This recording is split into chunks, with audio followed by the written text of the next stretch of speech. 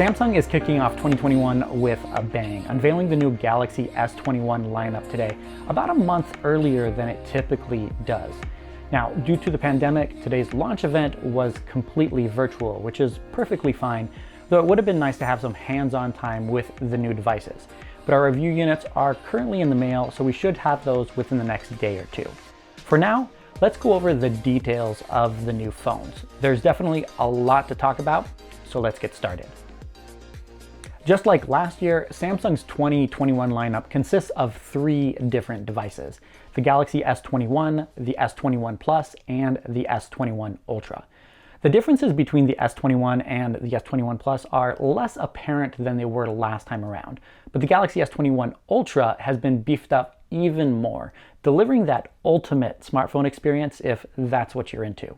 For all those who have been following along with all the leaks and the rumors regarding the Galaxy S21 lineup, the designs of these phones shouldn't be at all surprising.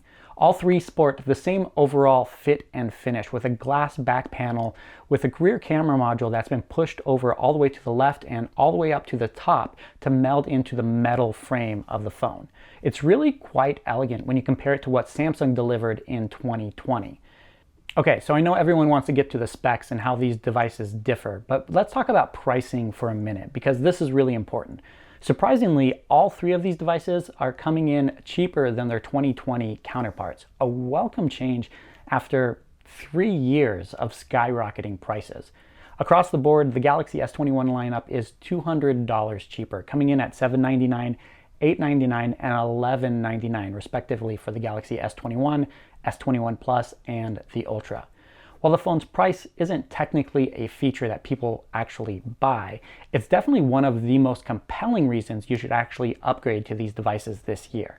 That being said, there are a handful of compromises that needed to be made in order to achieve those lower prices, specifically for the two cheaper devices, the S20 and the 21.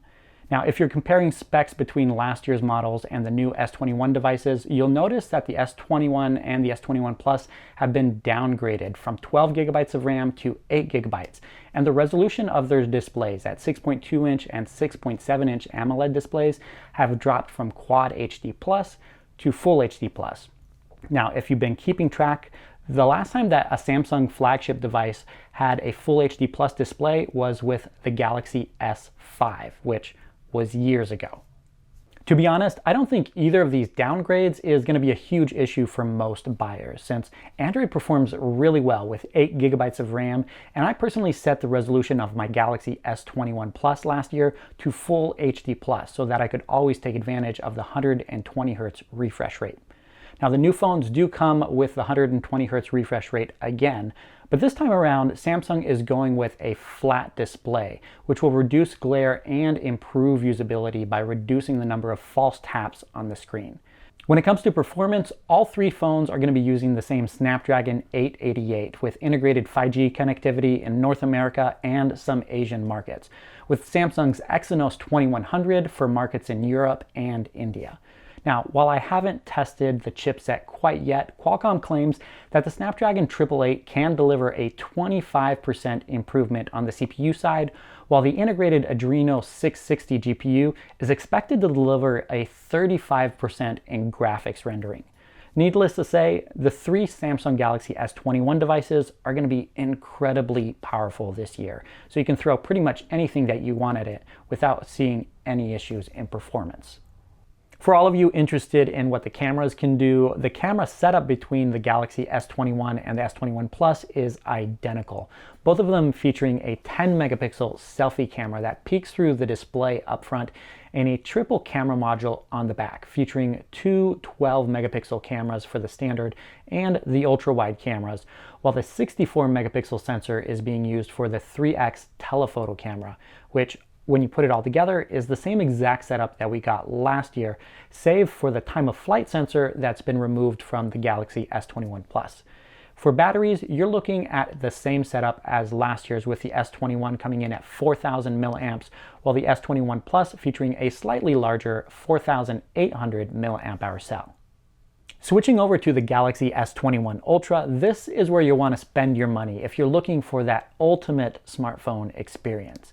Some of the basics here are going to be the same with the regular Galaxy S21 and the S21 Plus, including the Snapdragon 888 chipset, IP68 dust and water resistance, support for 5G with millimeter wave and sub-6 networks, fast wired and wireless charging, and of course reverse wireless charging thrown in there as well.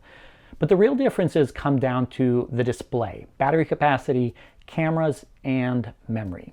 If you really need a Quad HD Plus display, this is where you're going to find it, with a 6.8-inch AMOLED display featuring that same 120 Hz dynamic refresh rate, 1500 nits of brightness, which is extremely bright, and a 3,000,000:1 contrast ratio.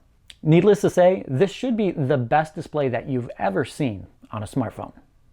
The base model for the Ultra does come with 12 gigabytes of RAM, which should be enough for most, but you have the option to pay more if you want 16 gigabytes. And then there's the option of upgrading from 128 gigabytes of storage to 256, or all the way to a full terabyte. Now, I honestly don't know who on earth would need anything more than 12 gigabytes of RAM in a smartphone, but if you do, the Galaxy S21 has definitely got you covered on that front. But also keep in mind that none of these phones come with a micro SD expansion slot in the S21 series. So you're limited to what comes in the phone itself when you purchase it. So if you're looking to upgrade, storage might be the way to go.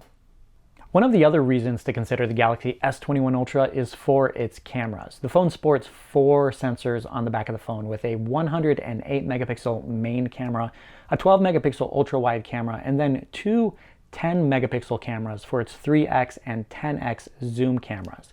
Samsung is still, of course, using its term space zoom for its zoom capabilities on this device. But this time around, they've dramatically improved the stabilization with a feature called zoom lock, so that the subject stays centered in the viewfinder without you having to use a tripod. Samsung says that they've also solved the focus issue that they had on last year's Galaxy S20 Ultra by adding laser autofocus to help that 108 megapixel main camera sensor to find and lock in on its subject a lot quicker. Samsung is also bumping up video capture from all 5 cameras on the Galaxy S21 Ultra to 5K 60 FPS, including the front-facing 40 megapixel camera. And just like last year's device, the 108 megapixel camera can also capture 8K video, but this time around it's also able to extract a single frame from the 8K video capture so that you can save it as an image as well.